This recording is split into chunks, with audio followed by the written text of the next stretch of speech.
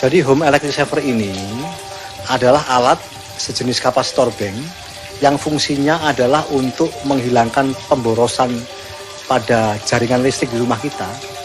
Sehingga karena pemborosannya hilang, penggunaan wattnya berkurang, maka berpengaruh pada putaran kWh meternya agak lebih pelan. Sehingga setiap bulan tagihan listrik di rumah itu akan turun 30% dari sebelumnya. Penggunaan alat penghemat listrik rumah ini cukup mudah.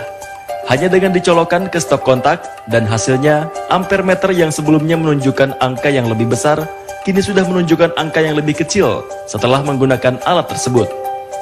Selain itu ukurannya yang kecil tak memakan tempat. Penggunaannya praktis, tinggal dipasang di salah satu stop kontak di rumah, di-on-kan terus, sehingga kemudian konsumen semakin hari semakin banyak yang menggunakan. Wah, kalau gitu gimana nih kalau kita langsung praktekkan? Betul, Ibu. Kalau yang ini sendiri apa? Betul, jadi ini kan sebenarnya ibaratnya rumah kita ya Ibu ya. Nah rumah kita ya, kemudian rumah kita itu kan ada banyak peralatan ya, yang kita contohkan dengan lampu-lampu ini ya, lampu-lampu TL ini.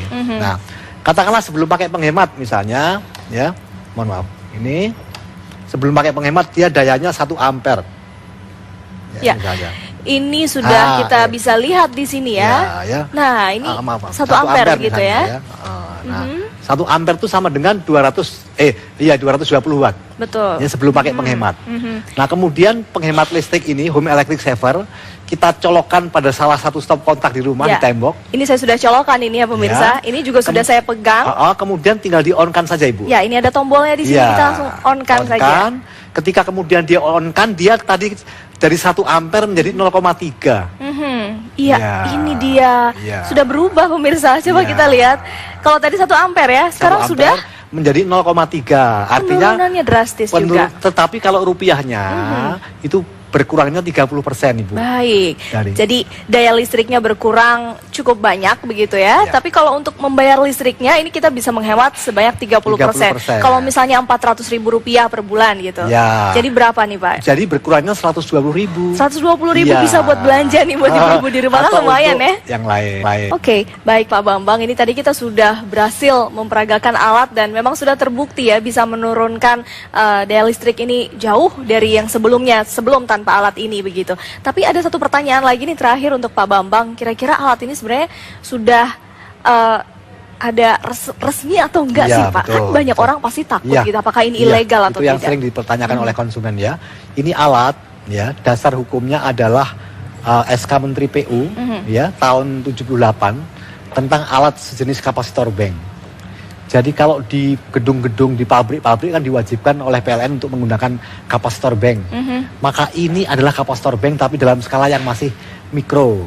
Jadi dasar hukumnya, legalitasnya tadi SK Menteri PU tahun 78 tentang alat sejenis kapasitor bank. Baik, jadi tidak perlu khawatir, ini bukan barang ilegal seperti itu. Baik, Pak Bambang, sukses terus untuk bisnisnya, semoga terus memberikan manfaat untuk kita semua.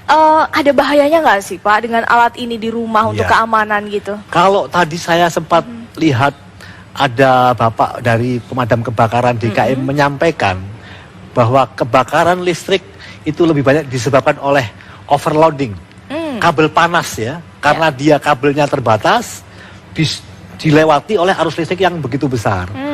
Panas menimbulkan api, kemudian korsleting dan terbakar. Alat ini salah satunya juga mencegah agar tidak terjadi kabel panas Ibu. Jadi tidak hanya menghemat listrik, tapi mencegah kabel untuk tidak panas begitu ya. Artinya ini tidak bahaya untuk barang-barang elektronik yang ada di rumah, yang biasa digunakan di rumah-rumah seperti itu ya.